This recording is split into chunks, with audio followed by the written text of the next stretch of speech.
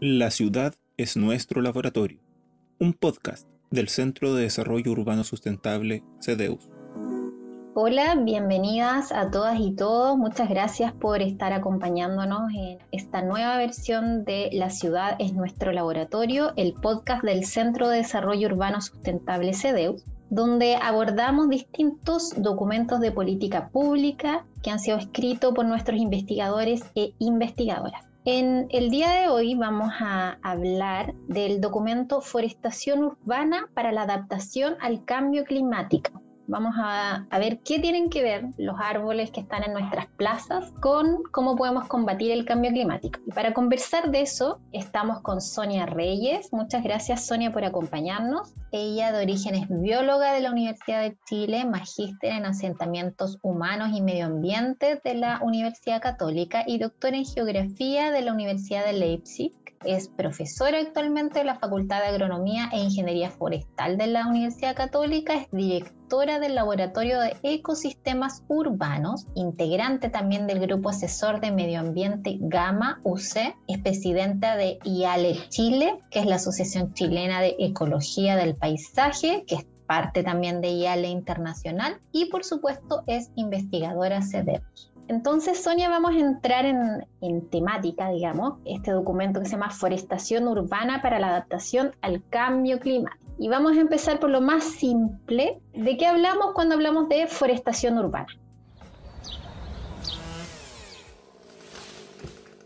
Mira, la forestación urbana se refiere a todo el trabajo asociado al arbolado urbano. Se refiere a la plantación, mantención, cuidado, desarrollo del arbolado urbano, lo que implica, por ejemplo, desde tener viveros para producir los árboles hasta, digamos, cuidarlos cuando están en las calles y hacer el reemplazo cuando corresponda una vez que estos árboles están extremadamente viejos. Entonces, la forestación urbana en otros países se enseña junto a las facultades de ingeniería forestal, pero hay una línea de trabajo específica que es la forestación urbana, porque requiere muchos conocimientos especializados, porque el ambiente urbano es súper difícil al donde se hacen las plantaciones o la conservación de los árboles en la naturaleza. Uno en general ve los árboles de la ciudad y no sabe o no se imagina que detrás de eso hay un tremendo proceso en realidad y hay que tener mucho cuidado además para mantenerlos vivos. O sea, como que uno piensa que están ahí por generación espontánea. Y se da cuenta de lo importante que son cuando suelen desaparecer, como en ciertas plazas, sin ir más lejos, la Plaza Egaña aquí en Santiago, donde por la construcción de la línea del metro, para los que sean de otras regiones o otros países, se tuvo que hacer una remodelación de la plaza y era una plaza con bastantes árboles y la dejaron, vamos a decir que un poco peladita, ¿no?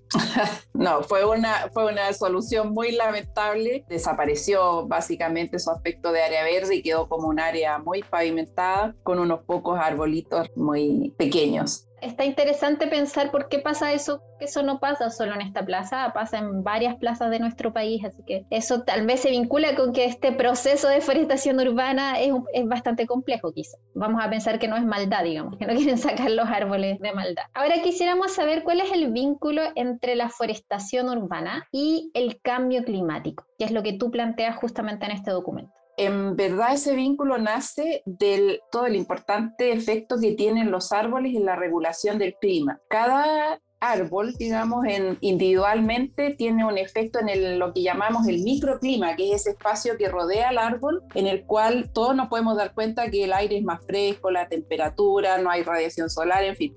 No es solo el efecto de la sombra, es el efecto de la humedad que produce los árboles a su alrededor, por su actividad biológica, porque son seres vivos, solo que tendemos a olvidarlo un poquito. Los árboles individualmente tienen este efecto microclimático, que es lo que nosotros buscamos en la ciudad, por ejemplo, cuando ponemos filas de árboles en las calles, esas filas de árboles están bajando las temperaturas y haciendo mucho más agradable el ambiente en la calle. Pero si lo pensamos globalmente, si nos imaginamos que vamos arriba de un avión o estamos desde un satélite mirando las ciudades, vamos a ver masas de árboles que también se suman a las masas de árboles que hay en los espacios silvestres o en los campos agrícolas. Globalmente, los árboles disminuyen, o sea, están capturando carbono producto de su actividad actividad biológica porque la manera en que respiran, digamos, requieren capturar dióxido de carbono y ese carbono lo meten dentro de sus tejidos porque la madera, las hojas están formadas principalmente por carbono. Entonces, si nos imaginamos como la totalidad de los árboles absorbiendo CO2, separando el oxígeno, que es lo que liberan a la atmósfera, y guardando el carbono en sus estructuras, podemos ver cómo globalmente están haciendo este trabajo de disminuir la concentración de carbono, que es uno de los gases que causa el efecto invernadero, que es el efecto que aumenta la temperatura. Entonces, el planeta tiene con los árboles una capacidad de ir contrarrestando ese calentamiento de la atmósfera que se produce por el aumento de las concentraciones de CO2 y de otros gases. No sé si me fui muy lejos con la explicación, pero quiero que imaginen cómo esa máquina de captura de carbono que tiene el planeta para regular su temperatura, y eso grande se replica en los espacios chiquititos. O sea, en nuestra propia casa, en nuestro propio jardín, nosotros podemos tener un árbol y tenemos esa maquinita funcionando, brindando a nosotros un mejor clima. Y eso es lo que llamamos la adaptación, en el fondo. Yo me acuerdo cuando era niña y como que descubrí en el colegio que los árboles se alimentaban de alguna manera de lo que a nosotros nos hacía mal. O sea, yo exhalaba CO2 y el árbol se alimentaba de eso y lo limpiaba y lo transformaba en oxígeno, y como niña me parecía que eso era maravilloso y creo que hoy día me sigue pareciendo igual de maravilloso. Es como un regalo que nos hacen los árboles al estar ahí, y me queda claro que efectivamente tal vez un arbolito no puede detener el cambio climático, pero muchos árboles juntos sí pueden tener un efecto por el secuestro de carbono. Sí, quería agregar que el Panel Internacional para el Cambio Climático, que es una institución que es validada por Naciones Unidas, por casi todos los gobiernos del planeta, su principal recomendación en el último informe del año 2019 es globalmente plantar árboles nativos de cada región. Entonces, en África, toda África, planten árboles nativos de África; en América del Sur, los árboles nativos de América del Sur. Es como tratemos nuestro esfuerzo global, y de hecho ellos dicen la única medida que podemos hacer para que en el año 2050 o en el año 2100 las temperaturas no sean invivibles, lo principal que podemos hacer es plantar árboles hoy. Así de importante es el rol que tienen los árboles. A propósito de eso, te iba a preguntar, ¿cómo se cuantifica lo que cada árbol puede capturar de carbono? Ustedes en el documento algo explican de cómo lograron medirlo específicamente en algunas plazas de Coquimbo, y me parece súper interesante comentar cómo se hace eso. Y lo otro muy vinculado a eso es lo que tú decías también. ¿Da lo mismo cualquier árbol? ¿Vamos a plantar cualquier árbol o hay algunos árboles que deberíamos plantar? Primero, respecto de la medición, imaginemos que cada hoja del árbol es la que está haciendo la fotosíntesis y la respiración. Esos son como los órganos centrales del árbol. Entonces, si nosotros tenemos un árbol y cada hojita tiene una superficie que tiene una capacidad, porque tiene un cierto número de estomas. Estomas son como los hoyitos de la nariz nuestros, pero los estomas son los de los árboles. Entonces, cada hoja tiene esos estomas, que es donde está produciendo este intercambio gaseoso de capturar el CO2 y soltar el oxígeno. Si nosotros a cada árbol le medimos la suma total de la superficie de todas sus hojas, o sea, es como si le sacáramos todas las hojas y las pusiéramos en el suelo, y ahí va a haber una superficie que se llama el área foliar. Obviamente no podemos sacar las hojas de los árboles para medir porque lo dejamos sin sus órganos centrales. Entonces, para eso hay modelos. Sería un poco cruel. Claro, además absurdo, porque puede dejar un árbol que ya deja de cumplir su función. Pero entonces hay modelos que se han desarrollado que son cálculos. En el fondo, tú mides el diámetro de la copa del árbol, o sea, todo el ancho que ocupa la parte frondosa de las hojas, y mides la altura, y con eso te imaginas una esfera o una pirámide, depende de la forma del árbol específico, y con eso puedes estimar bastante cercanamente el área foliar. Esto se desarrolló en su momento en el siglo XIX. Efectivamente, los árboles que se cortaban, iba gente y sacaba todas las hojas y las medía basado en esas mediciones que se hicieron hace, no sé, 100 años, se desarrollaron después los modelos. Entonces nosotros podemos medir eso y calcular cuál es el área disponible para hacer este intercambio gaseoso, pero además ha habido estudios en laboratorio que han medido esa capacidad. Le pone una maquinita a una rama un árbol vivo, esto no se hace en árboles muertos, y vas midiendo exactamente cuánto captura. Entonces, si yo tengo un quillay, voy a tener una tasa de captura. Si yo tengo un fresno, que es otro tipo de árbol, voy a tener otra tasa de captura. Y muchas de esas especies, gracias al desarrollo tecnológico, existen esas bases de datos y se van alimentando de los resultados de muchísimas investigaciones en todo el mundo.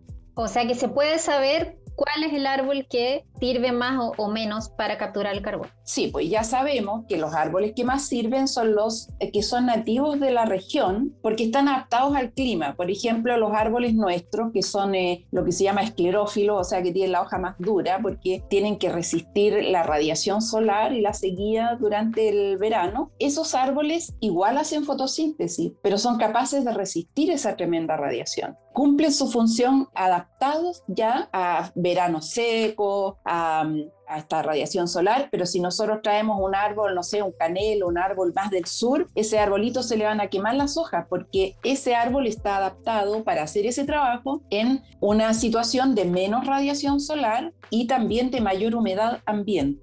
Por eso no siempre un árbol que es más del sur de Chile se desarrolla bien acá en Santiago o en la zona norte, porque no solo requiere que le rieguen sus raíces, necesita humedad en el aire. Esa es la dificultad para poner cualquier árbol en cualquier lugar. ¿Y por qué nos llenan de plátanos orientales, Sonia? Porque no son nativos. ¿Por qué están en todas las calles dándonos alergia? Mira, porque eso responde a un criterio que igual es importante dentro de las ciudades, y es que es un árbol que se llama rústico. Es decir, resiste muy bien si lo tienes en un área donde llueve mucho o donde lo riegan mucho, crece muy bonito. Si tiene un área donde no lo riegan nunca, igual crece, no tan bonito, o sea, no tan frondoso, pero crece grande. Entonces, para quienes trabajan en paisajismo o quienes quieren tener rápidamente una calle con una buena sombra, es un árbol muy útil. Es aguantador. Claro, es súper rústico. O sea, por eso nosotros encontramos plátanos orientales, no sé, hasta en La Serena y por el sur, probablemente en Valdivia, hasta en Puerto Montt hay. Y la diferencia que uno ve es que mientras más al sur son más frondosos, las hojas son de un verde más intenso, qué sé yo, pero es una especie muy adaptable. Es comparable, quizás tiene un rango de distribución, es decir, puede crecer en una variedad de climas y de situaciones mucho más grande que otros árboles. Por eso le gusta mucho, le gustó mucho a quienes trabajan, tanto a los paisajistas como viveristas, que también es un árbol fácil de producir en los viveros. Y es una especie que estuvo de moda, se puso de moda a principios del siglo XX, digamos, para el paisajismo urbano. Uno lo encuentra en las ciudades de Estados Unidos, en Europa, en Asia. Es un árbol que está muy distribuido. Un árbol global. Vinculado entonces con quién decide qué árboles se ponen. Y volviendo al documento del que estamos conversando, que es Forestación Urbana para la Adaptación al Cambio Climático, ¿quiénes son los organismos que están a cargo de la forestación en las ciudades, de los espacios públicos o áreas verdes? ¿Y cuáles serían las dificultades que tienen esos gestores hoy en día? De acuerdo a la ley y también en la práctica en Chile, quienes están a cargo son las municipalidades. Y por eso todas las municipalidades tienen una dirección que se llama históricamente Dirección de Aseo y Ornato, para que veas que el ornato está como asociado a la limpieza de las calles. Tampoco nunca se concibió como algo muy especializado en la forestación urbana, y además los árboles, el arbolado urbano se consideró parte del ornato de la ciudad, o sea, como del adorno, de hacerla más bonita. Y con el tiempo, diría contar de fines de los 90, muchas de estas direcciones se transformaron en direcciones de aseo, ornato y medio ambiente, porque empezaron a incorporar todas las obligaciones que tienen las municipalidades en relación con el medio ambiente. Entonces, en todo Chile son estas direcciones de aseo y ornato las que se encargan de la mantención siempre. De la plantación hay otras instituciones que a veces intervienen, y de todo el manejo posterior de los árboles que se plantan en la ciudad. Ahora, hay un caso específico para los parques urbanos, que algunos de ellos están a cargo del Parque Metropolitano en el caso de Santiago, y de la Coordinación de Parques Urbanos en el caso de otras ciudades, que es una institución que depende del Ministerio de Vivienda. Entonces quiero decir que solo dentro de esos parques, por ejemplo el Parque La Bandera, el Parque André Yarlán, esos parques grandes en nuestras ciudades, la plantación, la mantención y todo eso lo realiza esta unidad que se llama Parque Metropolitano en el caso de Santiago y Coordinación de Parque en el caso de otras ciudades. Y la manera en cómo se hace hoy día es subcontratando esos servicios. Y esa pienso que es una de las grandes debilidades del sistema que tenemos hoy, porque en el fondo cada municipalidad establece un contrato con una empresa especializada en la mantención, y esa empresa es la que está en la calle, ya sea haciendo las podas o plantando, reponiendo ejemplares. Los árboles, por ejemplo, hay que cortarlos, o se caen, o hay un choque y destruye esos árboles, eso los planta de nuevo alguien. Ese alguien es una empresa que es subcontratista del municipio. Entonces hoy día las direcciones, las municipalidades se proponen objetivos, por ejemplo, de aumentar la cantidad de árboles o de mejorar la calidad del arbolado, y ese objetivo se lo encargan a una empresa que está cobrando por eso, cuyo negocio es la mantención. Su objetivo central no es el bienestar de la población, su objetivo central es cumplir con un contrato que se le hizo, y ese contrato muchas veces tiene debilidades. El modelo, yo creo, de tratarlo como igual como la mantención de los postes o de los cables de la luz o como la limpieza de calles, hace que los árboles y el arbolado en general sea tratado muy como un objeto y no como un ser vivo que está realizando esta actividad que es importante para el bienestar de las personas. Bueno, eso explica por qué yo he visto plazas que se están regando en verano a las 3 de la tarde, cuando el agua se evapora.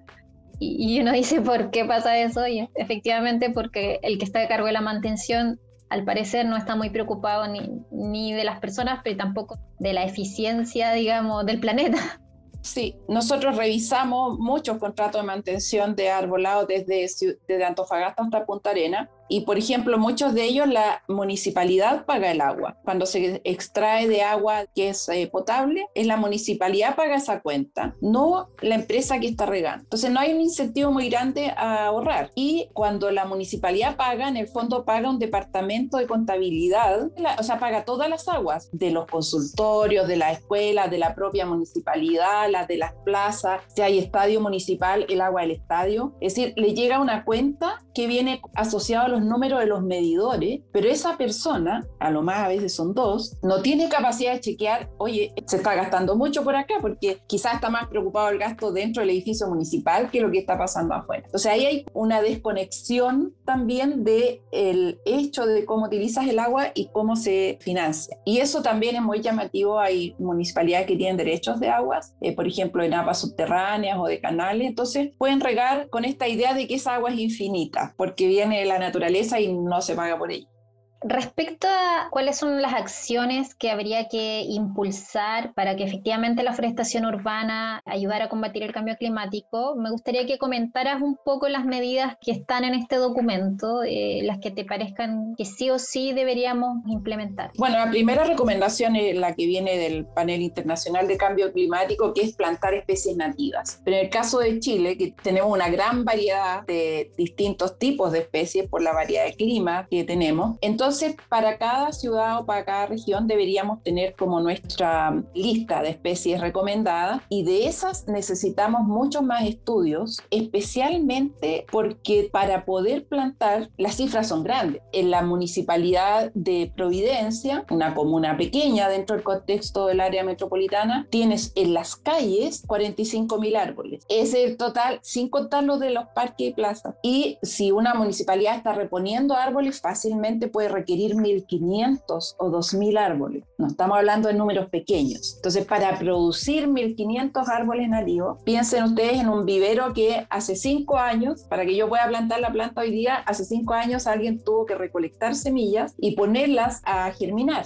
Bueno, saber bien para cada especie cuánto tiempo tiene que estar la semilla para que pueda germinar, luego en qué altura debe tener esa pequeña plantita para traspasarla a otro macetero. El manejo de los viveros es extremadamente complejo, porque lo que estamos tratando de hacer es acelerar un proceso que en la naturaleza ocurre naturalmente, y por eso parece fácil, pero la verdad que en la naturaleza hay muchos factores.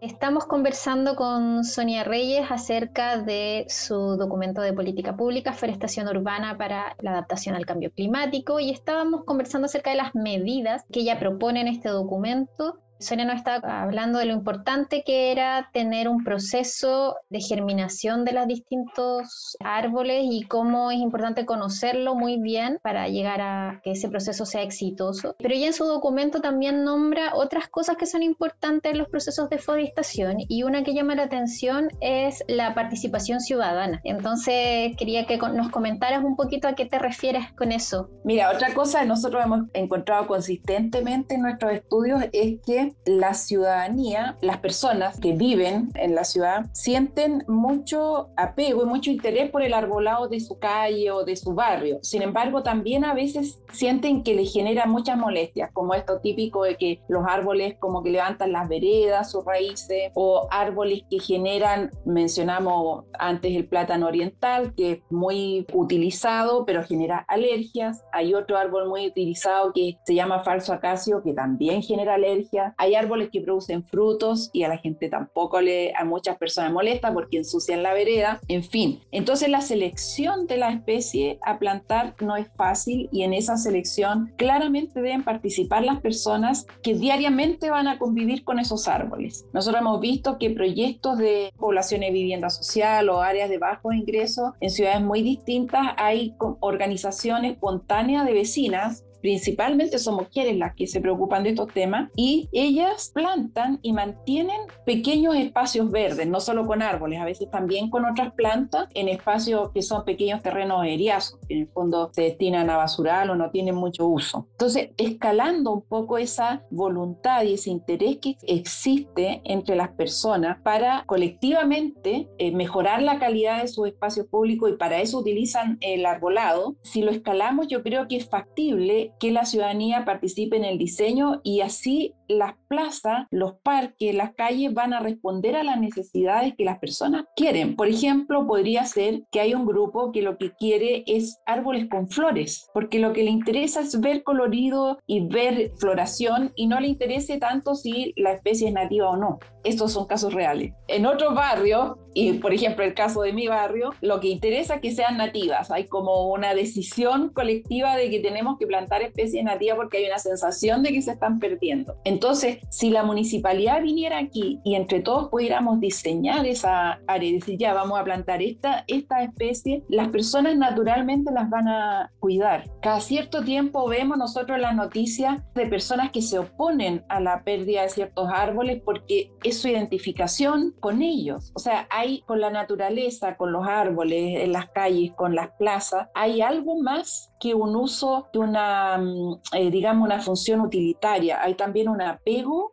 y una identificación de las personas porque forman parte del hábitat cotidiano, y además son una parte que le da identidad al pequeño espacio, puede ser a una calle, una plaza, un barrio. Entonces, por eso yo creo que es importante integrar a la ciudadanía, no solo desde un punto de vista muy práctico, en el sentido de que si la persona está integrada en el diseño, lo va a mantener, sino también porque recoge esa otra dimensión más afectiva, que no es individual, es colectiva también en relación al arbolado urbano. Además, yo he visto esas organizaciones, es increíble la transformación que hay después de los vínculos entre las personas, producto de haber trabajado colectivamente en esa selección de las plantas, en su plantación, en la mantención en su periodo temprano, y luego disfrutar, digamos, ya el árbol cuando es más grande. Supongo también que como proceso de aprendizaje debe ser también muy importante. Yo me he dado cuenta lo poco de árboles que sé, porque mi hijo, que tiene 5 años, a veces vamos caminando y me dice, mamá, ¿cómo se llama ese árbol? Y yo como que entre que me da vergüenza y no sé, y me pregunta otro y no sé, y creo que no soy como un caso aislado. Creo que en general sabemos poco de los árboles, y tal vez si pudiéramos elegir qué árboles hay, nos averiguaríamos un poquito, ¿no? Por supuesto, eso sería una dimensión que ya se asocia más a la educación respecto de las especies que tenemos cercanas, y sería muy enriquecedor además.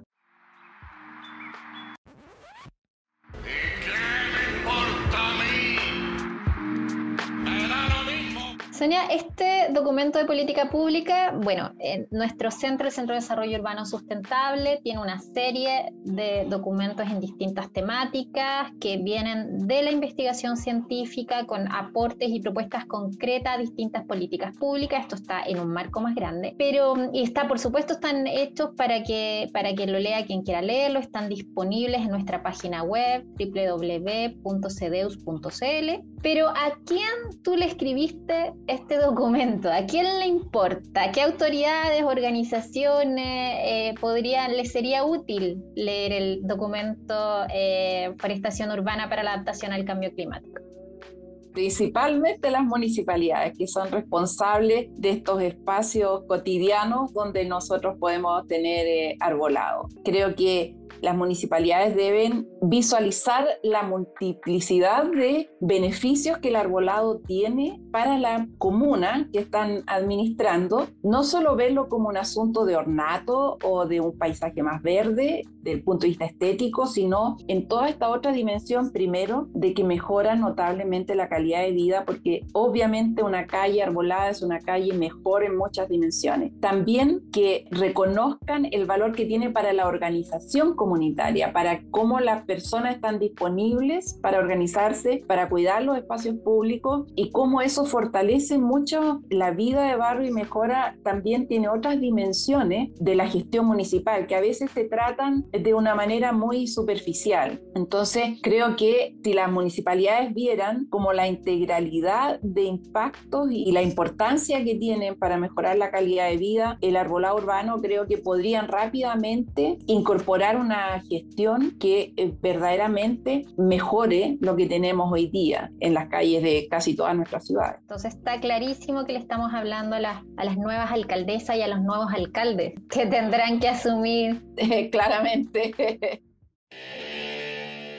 Vamos a pasar ahora a una sección que se llama La Pregunta del Colega, donde invitamos a un investigador del centro. En este caso invitamos a Jonathan Barton a que leyera este documento e hiciera una pregunta. Les voy a contar antes de poner la pregunta de Jonathan que él es geógrafo de la Universidad del País de Gales, es máster en estudios latinoamericanos de la Universidad de Liverpool, doctor en historia económica de la misma universidad y actualmente es profesor del Instituto de Geografía UC, del Instituto para el Desarrollo Sustentable de la misma universidad y la Cátedra de Sustentabilidad de la misma universidad. Jonathan es don sustentable, hay que decirlo de una forma. Ya, entonces ahora vamos a escuchar su pregunta, que yo también me la hice de alguna manera cuando leí este documento, me parece que está buenísima, así que la escuchamos y luego Sonia nos responde. Una pregunta para Sonia. Afforestación urbana en adaptación al cambio climático. El documento no habla mucho de la disponibilidad del agua y claramente es un factor clave para poder reforestar en distintos contextos urbanos. ¿Cómo podemos avanzar pensando en 2050 sin utilizar más agua para estos usos de espacio público? ¿Qué tipo de vegetación se requiere? ¿Qué tipo de especies de árboles se requiere para que la forestación urbana no implique más gasto hídrico? Es una muy buena pregunta porque es una duda que muchas personas tienen acerca de cómo vamos a aumentar la cantidad de árboles y en un contexto en que el agua es cada vez más escasa. Bueno, lo primero que debemos decir es que la proporción de agua que se destina al riego de las áreas verdes y del arbolado urbano no es tan alta. En el caso de la cuenca del Maipo, que es donde está Santiago, que es de donde tengo datos, el área urbana, o sea, los gastos de agua asociados a la urbanización es el 10% de toda el agua de la cuenca. Y dentro de ese 10% está una fracción aún mucho menor que se destina al riego de las áreas verdes. Entonces no estamos hablando de una enorme fracción del agua que disponemos. Pero, yendo concretamente al tema, el agua, hoy día tenemos un gasto de agua muy excesivo, muy por encima de lo que los árboles necesitan. Y eso es por un error de manejo del riego. Piensen ustedes que en Chile hay plantaciones de uvas en el desierto de Atacama, donde realmente hay muy poca agua y hay extensos sectores plantados. No quiero con eso defender esas plantaciones porque también allí hay un uso muy excesivo de la cantidad de la agua dulce que disponen. Pero lo pongo como ejemplo de que es posible con poca agua y con una manera eficiente de riego mantener una gran cantidad de árboles. Para que el riego sea eficiente, debemos también hacer tratamientos del suelo. Eso implica que el suelo debe ser aireado, no debe estar compactado y apretado, que la tierra está súper dura en general en las áreas urbanas. Entonces esa agua que se deja encima del suelo porque no infiltra rápidamente, esa agua se evapora. Si nosotros ese mismo suelo lo tratáramos, lo mantuviéramos en el tiempo, aireado, con bastante materia orgánica, con una serie de tratamientos que ya se conocen porque se aplican para la agricultura, si hiciéramos ese tratamiento en la ciudad, ese mismo litro de agua nos serviría mucho más y alimentaría durante una semana completa un árbol. No estamos hablando de enormes cifras de agua, es la manera en que el agua se aplica y la manera en que se aplica como disociada del necesario manejo del suelo. Eso en primer lugar. En segundo lugar, tenemos malas mezclas de plantas, porque en el césped, por ejemplo, plantamos quillay o pimiento, que son plantas que requieren muy poca agua. El césped es consumidor de agua porque imaginen que es un pequeño pastito que sus hojas, el agua que contienen se evapora rápidamente a mediodía. Entonces la hoja se empieza a marchitar. Por eso es que se le da agua rápidamente también, porque es una pequeña plantita. Un árbol nosotros lo podemos regar una vez a la semana y esa humedad, si el suelo está bien tratado, esa humedad le va a servir para toda la semana. Esos son los aspectos de la forestación urbana que hoy día hay que profesionalizar, hay que hacer un verdadero tratamiento del suelo y hay que entender que las plantas no son un objeto como un poste o una estructura metálica. Las plantas son una integralidad, los árboles son una integralidad con el suelo y con el agua que reciben. Así son en la naturaleza, no están separados de su entorno. Los microorganismos del suelo son necesarios para ese mejor aprovechamiento de la humedad. Y les puedo asegurar que sin aumentar el gasto de agua podemos más que duplicar la cantidad de árboles de nuestras ciudades. Qué buenísima noticia, porque además en un país donde estamos alarmados por la sequía constantemente, saber que podemos seguir contando con los árboles es una buenísima noticia. Y te voy a dar un solo dato, además que se me había olvidado. Cuando tienes un árbol y este árbol da sombra sobre el césped o sobre las plantas que están debajo, está disminuyendo la evaporación de la humedad que está en ese suelo. Entonces está ayudando a mantener más tiempo el agua que usamos para riego dentro del suelo y no que se escape, por decirlo de alguna manera, al aire. Entonces hay mucho efecto, mucha retroalimentación en trabajar adecuadamente este sistema que se llama agua, suelo, planta. Y ahora quisiera invitarte un poco a un minuto de fama. Explicaste que la forestación urbana depende de cada municipio, pero vamos a imaginar que vamos a convencer a todos los alcaldes de Chile de una vez de por qué es importante impulsar la forestación urbana para combatir el cambio climático. ¿Qué les diríamos, además de los que ya les contamos en este podcast? Le dirían que además de este efecto que tiene el arbolado urbano para disminuir las altas temperaturas en la ciudad, son un elemento fundamental para la salud física y mental de las personas. Todos nos sentimos mejor, todos los seres humanos. Nos sentimos mejor cuando estamos en un espacio que contiene vegetación versus un espacio que es puro pavimento. Entonces, el mejorar, el aumentar la cantidad de árboles será recibido y bien recibido por la población porque cada una de las personas, cada uno de los habitantes de la comuna se va a dar cuenta que ese espacio es mejor cuando tiene árboles. Segundo, porque es una preocupación de la ciudadanía que se expresa en las múltiples iniciativas de huertas urbanas, de mantención de parques, asociaciones ambientales. Cada vez hay más en nuestras ciudades. Y esas personas entonces se van a involucrar en esta acción municipal y es una energía, digamos, social que va a colaborar con la acción municipal. Y tercero, hay que pensar que la ciudad es el hábitat nuestro, es donde nosotros vivimos. No es solo nuestra pequeña casa, sino la calle, el camino hasta el paradero de la micro, el lugar donde vamos a hacer nuestras compras. Todas esas trayectorias deben ser adecuadas para nuestras necesidades en el sentido de nuestro bienestar. Deben ser espacios saludables, espacios que ayudan al desarrollo de los niños y las niñas. No tienen que ser espacios áridos, ajenos, espacios que no nos dan ninguna ganas y ningún afecto, todo lo contrario. Entonces yo diría que un alcalde, una alcaldesa que se preocupa de mejorar, aumentar el arbolado urbano, mantenerlo correctamente, vinculando a la ciudadanía, lo que va a tener es una ciudadanía que va a participar participar activamente en esa construcción y además realmente se va a sentir mejor y las niñas y los niños van a tener unos espacios mucho, pero mucho más gratos y más interesantes y más desafiantes para conocer y para crecer.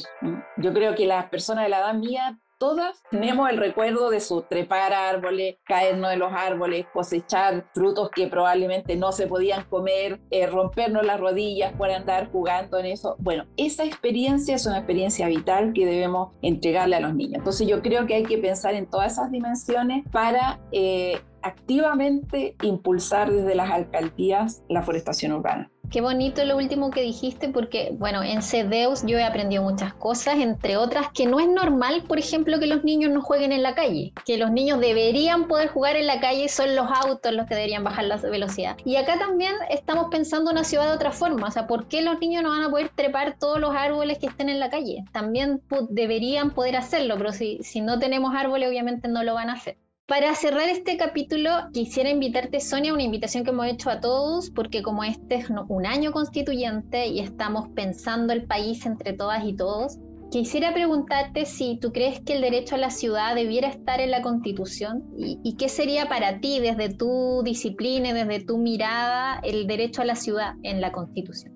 Bueno, yo sí creo que debe estar de todas maneras y creo que es súper importante definir que la ciudad es para las personas, es el hábito de los seres humanos, de todas las edades, de todas las condiciones. Hoy día la ciudad es ajena, creo yo, porque es una ciudad hecha para el mercado inmobiliario, para quienes deciden qué se construye, cómo se construye, dónde se construye. Para los autos, uno sale a la calle y es una sensación de riesgo, tiene que estar alerta todo el tiempo, y yo creo que la ciudad no debe ser así. Debemos pensar en esa ciudad donde los niños, las niñas juegan en la calle y donde las abuelas y los abuelos pueden caminar tranquilamente sin riesgo y tienen tiempo, el tiempo que necesitan para cruzar la calle, porque ellos no pueden cruzar corriendo una avenida. Esas personas requieren, esa ciudad, esa nueva ciudad es una ciudad que no pelea con la naturaleza. Eso es una ciudad que se alimenta de la naturaleza, se relaciona con la naturaleza, una ciudad que tiene los ríos limpios, no son sus desagües donde va a dar el alcantarillado,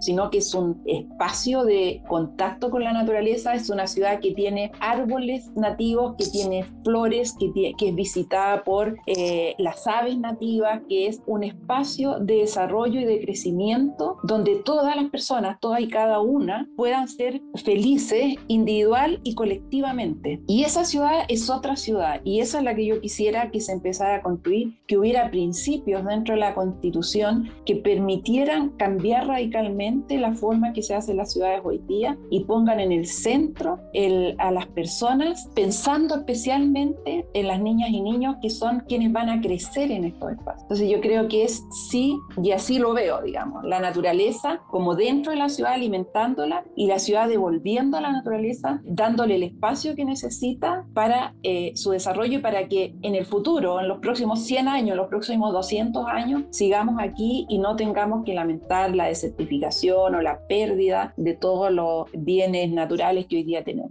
Muchas gracias, Sonia. Creo que es muy esperanzadora la conversación contigo, en el sentido de que no es que tengamos que optar por una ciudad de cemento versus la naturaleza, sino que deberíamos poder tener una ciudad en armonía con la naturaleza y sin destruirla. Muchísimas gracias por esta conversación. Estamos cerrando entonces nuestro capítulo de La ciudad es nuestro laboratorio del Centro de Desarrollo Urbano Sustentable CEDEUS. Hoy día estuvimos con Sonia Reyes, quien es académica de la Facultad de Agronomía e Ingeniería Forestal de la Universidad Católica. Muchas gracias por habernos acompañado y muchas gracias a quienes nos escucharon. El Centro de Desarrollo Urbano Sustentable, CEDEUS, nace en 2013, fruto de la colaboración entre la Pontificia Universidad Católica de Chile y la Universidad de Concepción.